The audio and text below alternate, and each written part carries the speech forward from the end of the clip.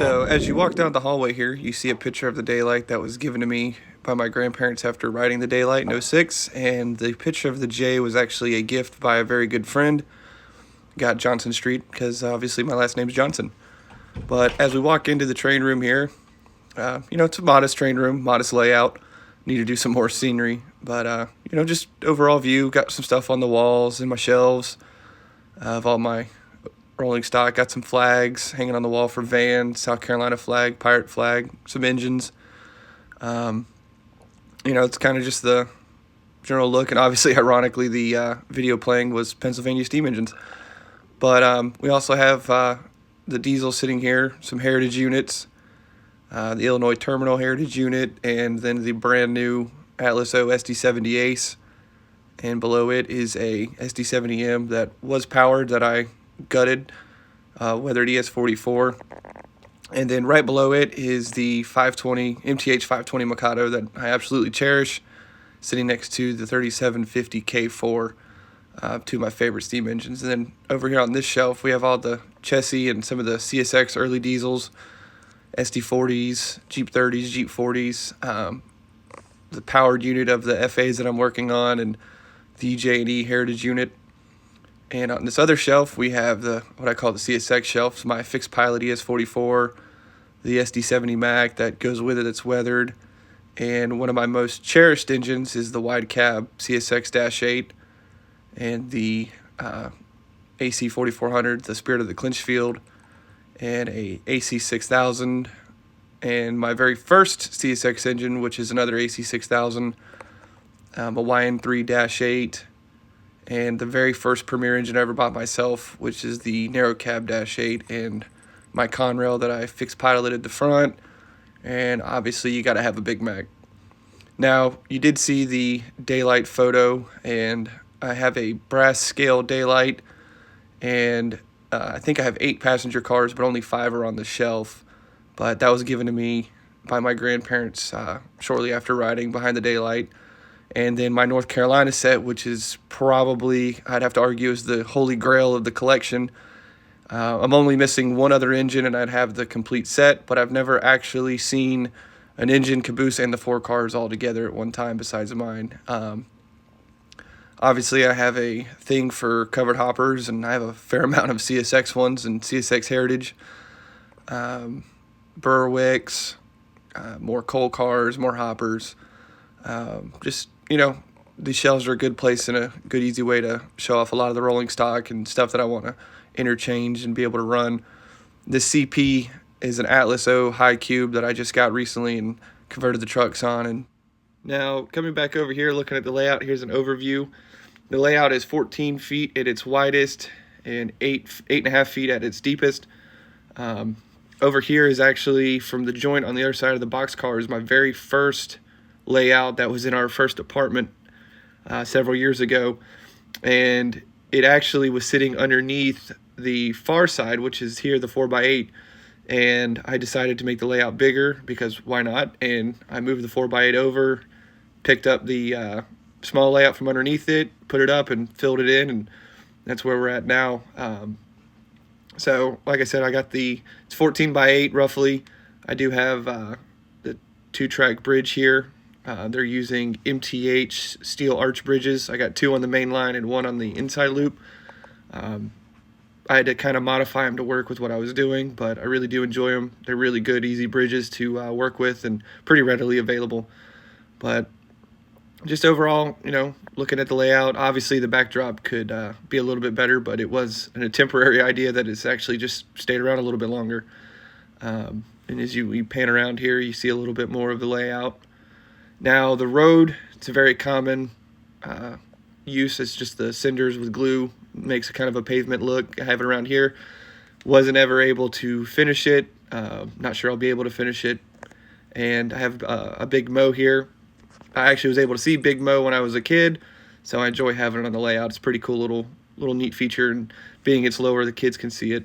And I have an Isley building for the ice cream shop in downtown.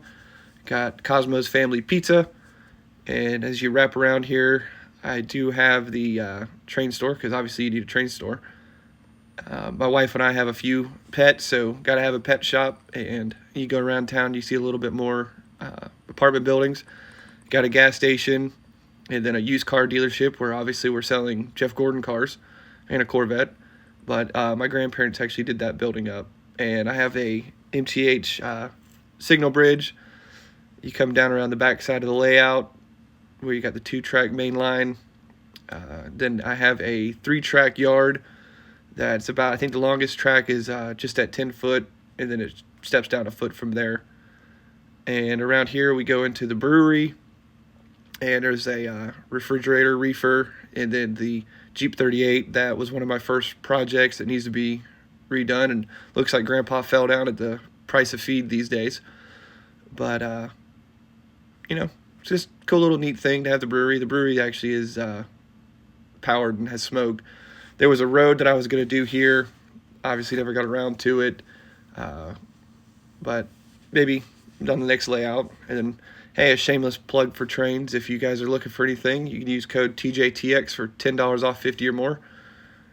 Here's some temporary buildings I just kind of stuck out for the video, so this area wasn't completely plain looking.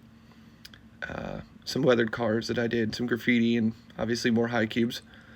And not train related, but I was a big Jeff Gordon fan, or still am, but he's obviously not racing, so I've got some stuff and some autographed stuff up there. Some Hot Wheels, some big Camaro guy in this, or family's pretty big into Camaros, so gotta have a lot of Camaros up. Now this truck is a 66 C10 that used to be on the shelf at my great grandfather's, and we used to always talk about it, so I was given that and have it on display. Again, unrelated, but my other grandfather is big into golf and gave me these golf clubs when I was a kid, so I don't use these anymore, but I have them on display in here because it's just, you know, something else to tie into my family and things that I enjoy. Here's my workbench. I've got the FAs that I'm working on here, sitting on the little display track, if you will, and then the wheel sets from the SD70 Ace that I took out for 3-rail, and notebook here on projects, and I'm using the NPL custom coasters, so go check him out, NPL Customs on Etsy, and get you some coasters. Little storage there for projects. Now on this shelf you see it's just some memories. It's a photo of me in 6900, the E8 at the Transportation Museum. A little switcher there that's got a cool story. The bronze plaque was given to us by Wick Mormon for working the Heritage event back in 2012. Got some other little knickknacks up here. The little whistle is from the groundbreaking ceremony of the new intermodal facility for NS at the Charlotte Douglas International Airport. The photo there behind is a photo of 4501. My dad actually took that photo back in the day, so I thought it would be cool to have on the shelf. And some other just little odds and ends knickknacks. More cars. Got some Camaros, GTO, Firebird. Got to have a Bumblebee. But, you know, just some other models. Got some airplane models, too. Collected these over some of my travels as a kid. We went to the Boeing fields and the Boeing manufacturing facility in Oregon. So got the original 747, the Dreamlifter, the very first 777. Now into the mayhem, obviously, as everybody would expect. I got a lot of Atlas boxes, my MTH diesels, and Atlas O Premier diesels, and this gun cabinet. My great-grandfather, same as the 66 C10, actually hand-built this gun cabinet. So I have it in the closet full of more knickknacks and die-cast cars. Now the cool thing is this airplane on the left is an Airbus 340. That was for the very first flight of Lufthansa into Charlotte, and I accidentally was able to get one of the models. More MTH stuff on the top shelf, some of the Rail King engines, some of the Lionel engines, and my little bit of Lionel rolling stock that I do have, and some Weaver. Now the layout is Legacy, Cab 1L equipped, and DCS, and it is ran off of a MTH Z4000 for the 2 main lines, and a post-war ZW does all the accessories and the siding track. So now I will shut up and let's run some trains.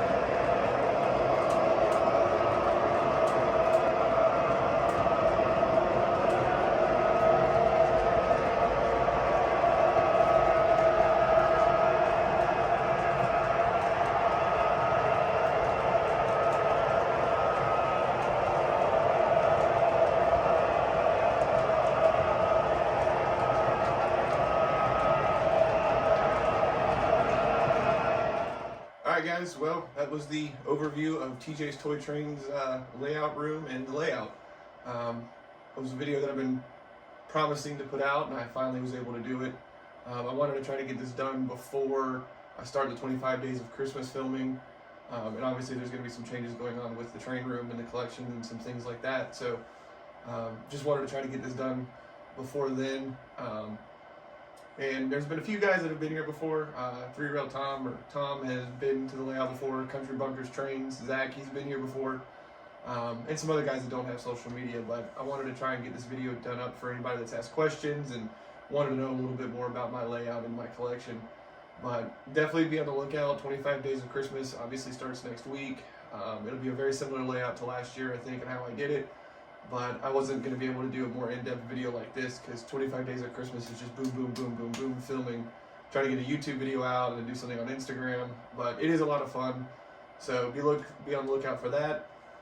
Obviously ran the new ST70 Ace from Atlas and some other engines that haven't been featured yet, but I will be doing them on the 25 Days of Christmas. But if you guys have any questions, comments, or would like to see something more in-depth, just shoot me a comment, or anything you have to say about it, just shoot in the comments. But definitely be on the lookout for 25 Days of Christmas. That's coming up here soon, so we will see y'all for that. I hope you guys had a really good Thanksgiving. See you next shift.